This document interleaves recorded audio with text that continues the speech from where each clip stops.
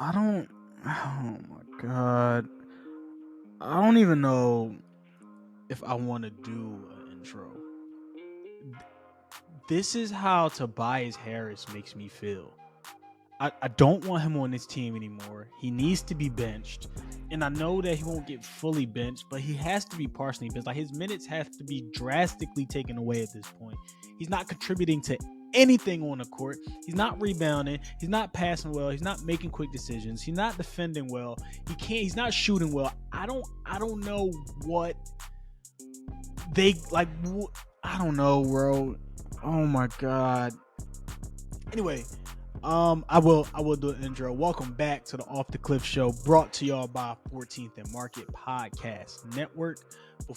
Before we start, I need all of y'all, wherever you're listening to or you're watching, click the link below. Make sure you subscribe. Make sure you like the video if you're on Apple Podcasts or listening on podcasts. Make sure that y'all subscribe, follow, also rate the podcast 5 stars. I'm sorry, hold up, I got some in my hair. I need to get my hair braided or something, but sorry, I was gone for a little bit. I was sick last week. I think I had like the flu. I was sick for like a week and a half, so I didn't have the energy to do nothing. Sixers had a couple of games within that span. I think the Knicks, Bucks, Celtics was the stretch. I was sick for. Still got a little cough, but yeah, I was sick for all of it. But yeah, man, yo, why does my hair look like this? But yeah, I was here for all of it. Yeah, man. I'll throw the intro in here because we got a lot to talk about. So here we go.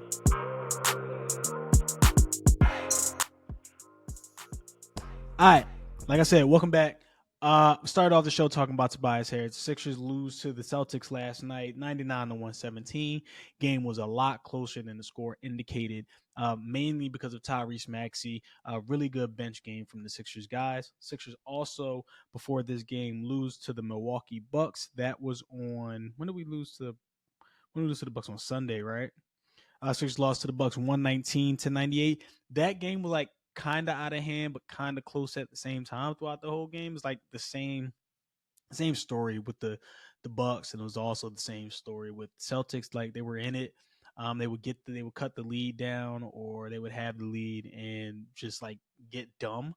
But main topic from the game versus the Celtics last night, Tobias Harris he was absolutely terrible. If you look at it, he might have been the single reason that the Sixers lost in that game last night.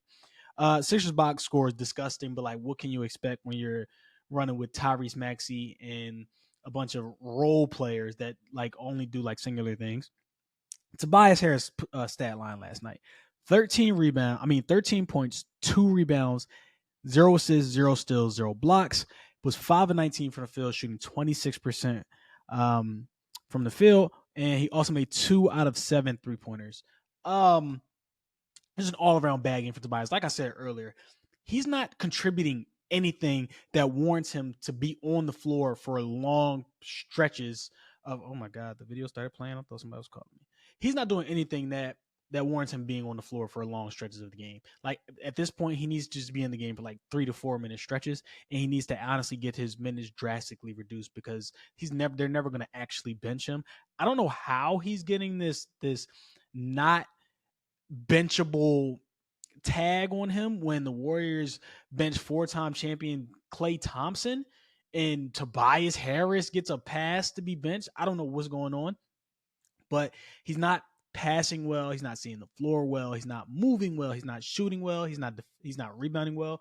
2 rebounds last night. He can't score. He can't shoot. Did I already say those 2 things? Not defending. I'm sorry. This is just all coming off top. Like he's not doing anything that's helping the Sixers win these games. The 13 points that he had last night, honestly, 2 of those shots maybe purposely went in.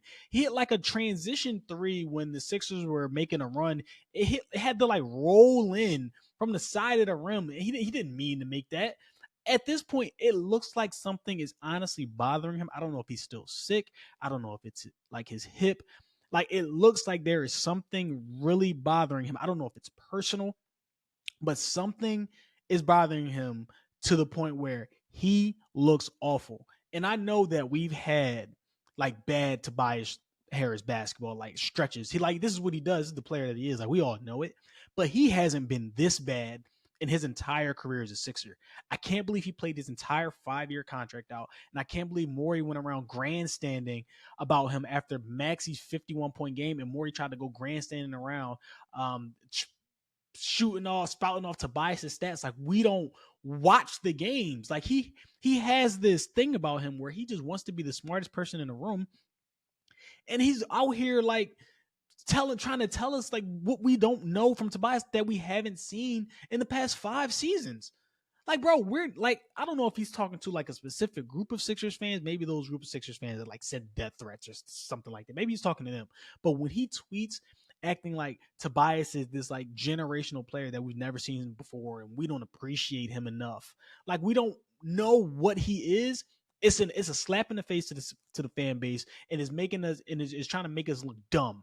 Okay, and it's ridiculous at this point. And Daryl Morey needs to figure it out. He hasn't tweeted about Tobias since that game in Utah. That was the Utah game. Yep, he hasn't tweeted about Tobias since then. And that just goes to show you he feels it. He knows that he was wrong in posting Tobias stats and try to grandstand around like, why would we ever? This is before the trade deadline. Why would we ever trade Tobias? Look how good he is. If Tobias looks like this without Embiid, when you have other players around him stepping up, players that are not in his role, Ricky Council, Campaign, Buddy Hield, players who have not, who this is their first season here outperforming him, it's an issue. He's supposed to be your second option when Embiid is gone, and we can't even rely on him to be the fourth option. Like, yeah, he outscored everybody but Maxey and Ricky Council last. No, he didn't. Campaign had 13, Ricky Council had 16, Maxey, of course, had 32. Everybody else, you can't expect. You can't expect big scoring nights from them. Mo Bamba had 10 points. We can't even count on Tobias to get 19 points. Something so small. I think he's had, since Embiid has been out, I think Embiid has missed 11 or 12 games now. I think Tobias has had 3 20-point games. I'm going to go look it up because it's no way in hell. Hold on. Tobias Harris stats. Let's see. And Tobias Harris 1, 2, 3, 4, 5, 6, 7, 8, 9. In Tobias Harris's last 10 games, 13, 8, 15, 7, 0, 0 because he didn't play Miami and Cleveland, 11 versus Washington, 21 versus the Hawks, 13 versus the Warriors, 17 versus Dallas. He has not had a 20-point game since February 9th in Atlanta, and he played 39 minutes. It's ridiculous what he's contributing to the Sixers. And like I said, he's not going to get benched. I don't know why, but whatever. At this point, I don't care.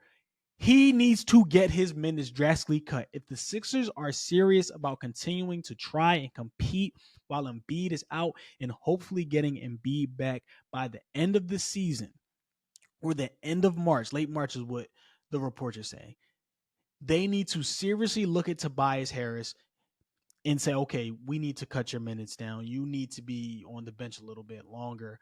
We can't trust you. Every run that the Sixers made last night was when Tobias Harris went to the bench. It's so obvious. And I think somebody was showing the net ratings of him on the court. I think he's like a negative. Actually, yep, found it that fast. When Tobias Harris is on the court with Maxey and Buddy Hield, his net rating is a -24. When it's just Tobias and Maxey on the court, Buddy Hield is off. He is a -18. When it's Tyrese Maxey and Buddy, they are a +9. Tyrese Maxey, Tobias, Kyle Lowry off the court. Tobias is a -27. Tyrese Maxey, Kyle Lowry on the court with Tobias Harris off. They are a +34. So at this, their offensive. Should I even say that? No, the offensive net rating doesn't matter at this point. But it's ridiculous, bro. So Daryl Morey, Nick Nurse, Elton Brand, whoever the brain trust are, Josh Harris probably doesn't care because he's worried about the Commanders. But they need to seriously look down. You're paying him $180 million. I completely understand.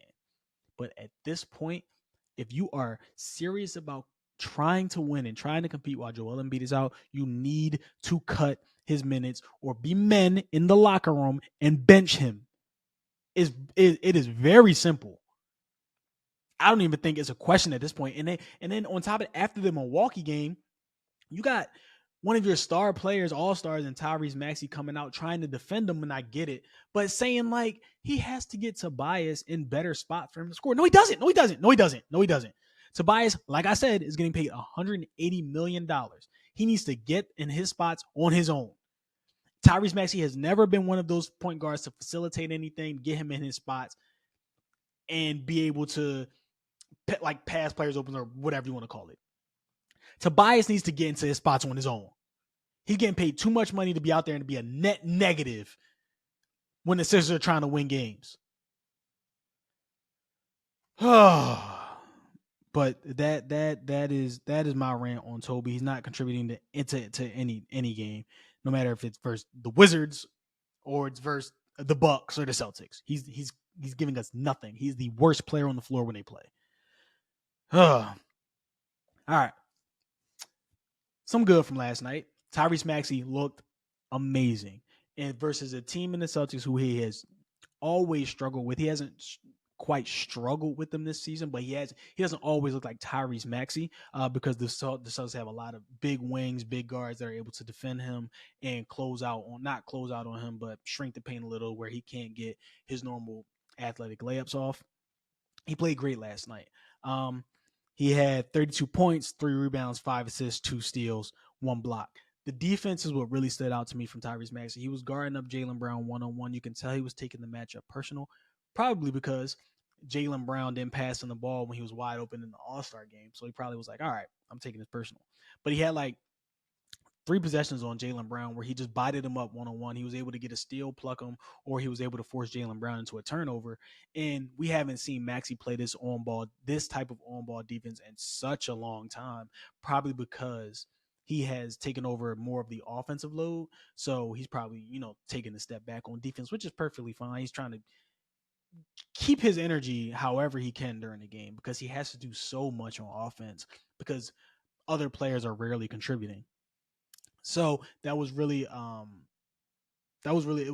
dope to see him, step up on defense last night while also continuing to carry the scoring in the offensive load. Like I said, 32 points last night on 12 to 24, 50% shooting from the field. He was 4 of 12 from 3 last night, but it's just good that he's taking 12 threes.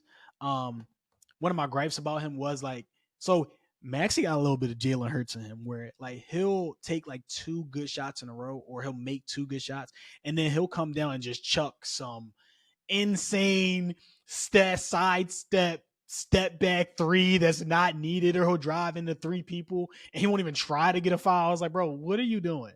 But like at this point, it's whatever. He is the offense. Without him, they have not been able to get anything going. Buddy Hield, his production has fallen off a cliff. They are still trying to figure out the campaign Kyle Lowry backcourt situation. Who's going to be the third point guard? I think they're trying to like force it to be Kyle Lowry. But last night, Kyle Lowry passed up 2 or 3 layups, which was just reminiscent of Ben Simmons and something that you're just not here for, bro. We need you to be the backup point guard to facilitate and also score when you have the opportunity. And also he's doing this thing where he's just pump faking on a lot of threes and driving in a lot of something what Tobias does too. That's just what I watch from Kyle Lowry. I've never been a Kyle Lowry fan, but like watching him closely, I was thinking he could bring like some type of toughness to the Sixers that replaces Pat Bev, which he's doing. He had a couple good plays last night, like rebounding defensively, things like that. But like offensive wise, I don't think he fits the Sixers' pace and how they want to play. I do think that fits more to Campaign. Campaign came in last night. I think he hit like 2 straight. No, he had three threes.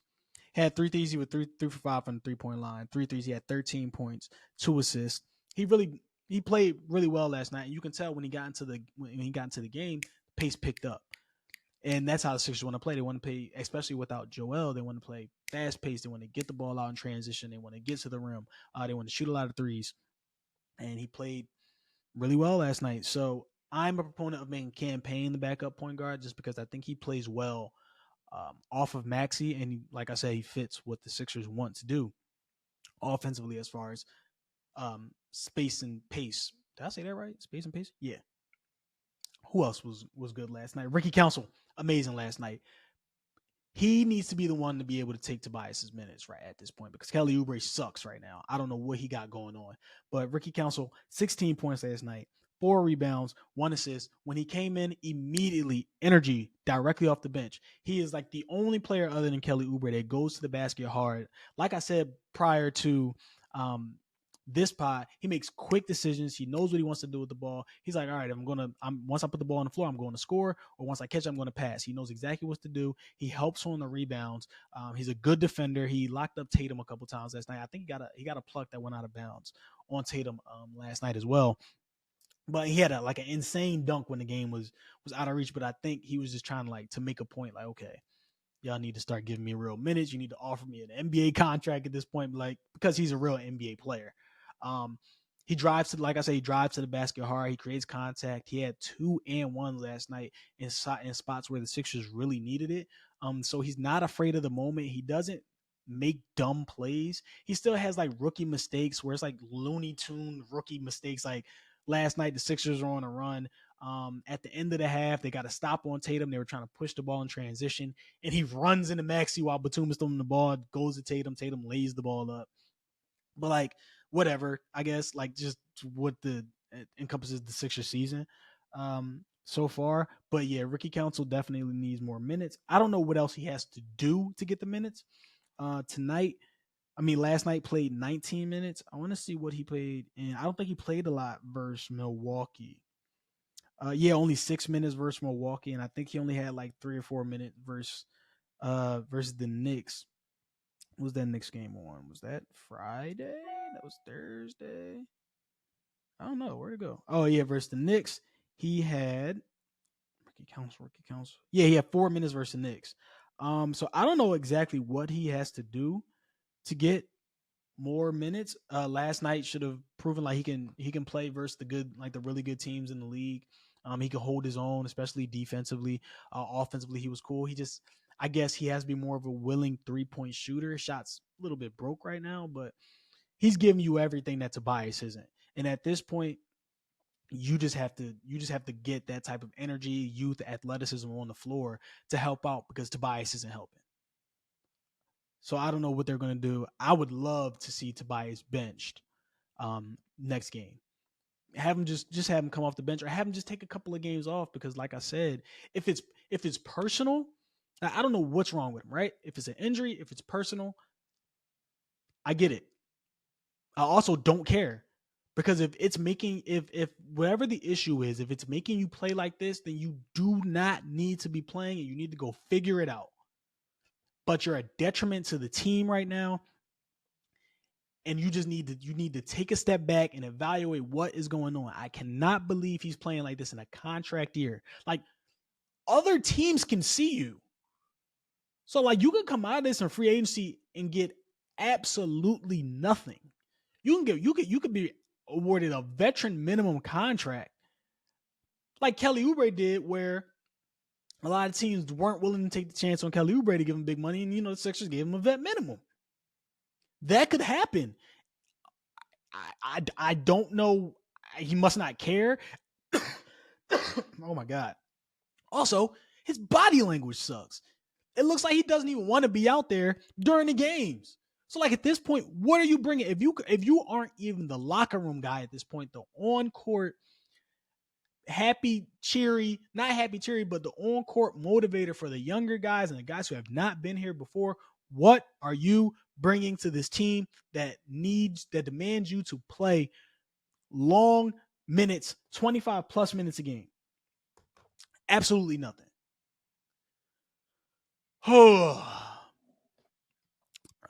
That's my rant. Like I said, Sixers should be getting Joel back late March. They dropped to the 6th seed last night. They are a half game up on the Magic for the 7th seed.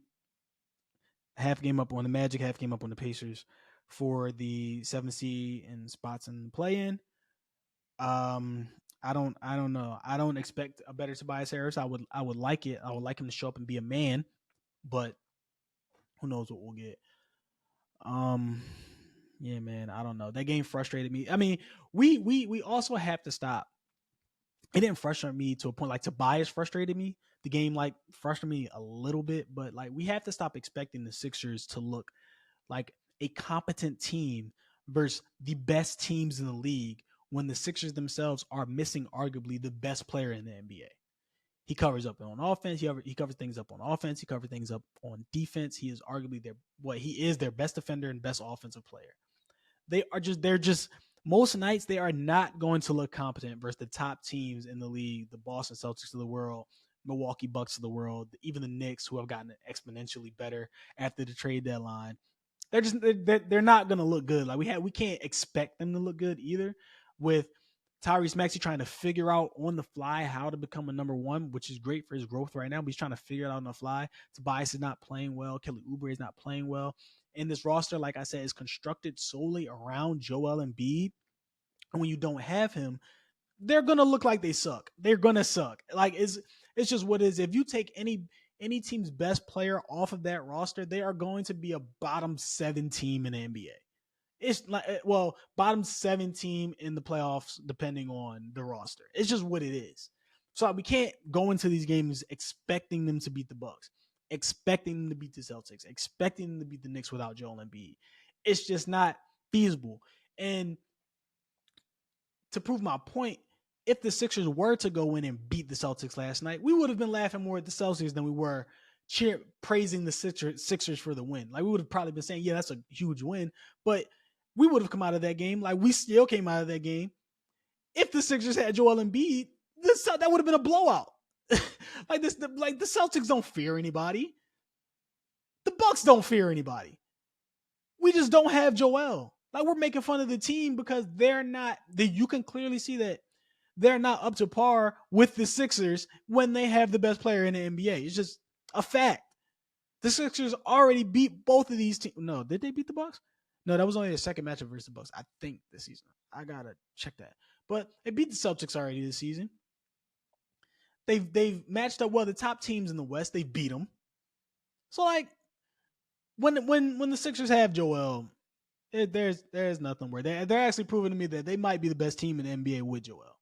But we got to stop getting mad or saying like we're not going to watch the games because they've gotten blown out by a team everybody's picking to win the championship. Like, bro, whatever, it's going to happen. Like, just watch for the Maxey development, the Maxey growth. As long as they're beating the teams that they're supposed to beat, like they have a stretch coming up against the Magic, the Mavs, the Grizzlies. Like, as long as they beat those teams, then we shouldn't be worried about anything. They'll get Joel back. Might be in the play-in. They'll get a home playoff game, and they're going to be a dangerous matchup for anybody. Just like they might make a run like the Heat did last year. Like, you never know. But yeah, man. Tobias needs to be benched. Sixers are going to be fine as long as Joel comes back. Like, don't stress over any loss unless it's a loss to a team that is severely worse than. Like, the Sixers are still a really good team versus like bad teams right now without Joel, and that's all we can ask for. You can't expect them to compete against the upper echelon of the NBA. It's just not feasible. It's not possible. Yeah, man. Like I said, if you have listened up to this point, remember, like, subscribe, follow, rate the podcast 5 stars. Do everything you can to support me. Retweet it, like it, do whatever you got to do on Twitter, all socials. For the Tyrese Maxey giveaway winners, your shirts will be sent out soon. I did not scam y'all. Y'all will be getting your shirts soon. We put them in special packaging from 14th and Market Podcast Network, just as a thank you for following and supporting the podcast. Yeah, man. I'm out. Nothing else to say. Bench Tobias Harris.